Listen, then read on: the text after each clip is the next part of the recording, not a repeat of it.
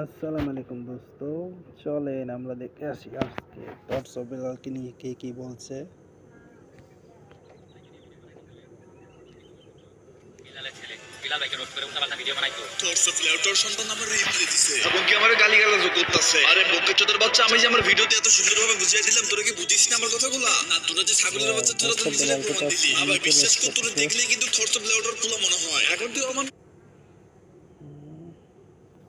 অনেকদিন আগে না করে থটস অফ বিলালকে সবাই খালি এদিকে আর একটা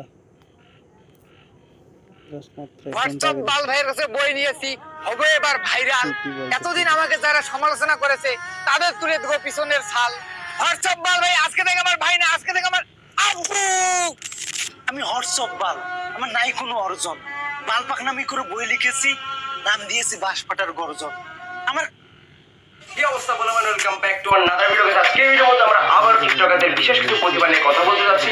তাদের প্রতিভা দেখলে আপনার মনে হবে যে ছোটবেলায় হয়তো এদের পৈলো গানের ফটো দিয়ে না দিয়ে অন্য কোনো ফটো 6 ঘন্টা আগে ওকে নিয়ে চলে কোন একটা দেশের সেনাপ্রধান আমার সাকিবকে দিয়ে দিলেন আউট অফ আপনি বলেন তো সেনাপ্রধান হচ্ছে কি সাকিব বড়? আমার বলেন লজিক দেন আমাকে বলেন।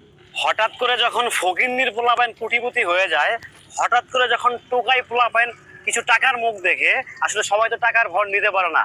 তোর মতো থটস অফ বিল্ডারদের শাকিব খান সেকেন্ডের মধ্যে যেগুলো দান করে কয়েকশো বার কিনে, তোর মতো টুকাই, তোর মতো খ্যাত ঈদের বাংলার গর্জন থটস অফ বিলাল বিজিএম।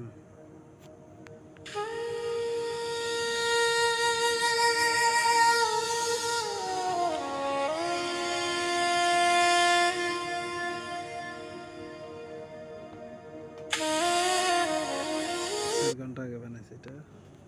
ভালোবাসারই আলো জ্বালাতে পেরেছে কজন, হৃদয় ভাঙার গর্জন।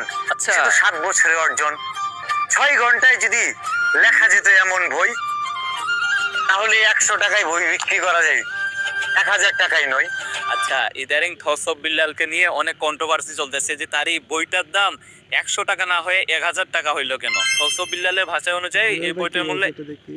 ওয়ালাইকুম বন্ধুরা, আপনারা কেমন আছেন? আশা করি আপনারা সবাই ভালো আছেন, আমিও ভালো আছি।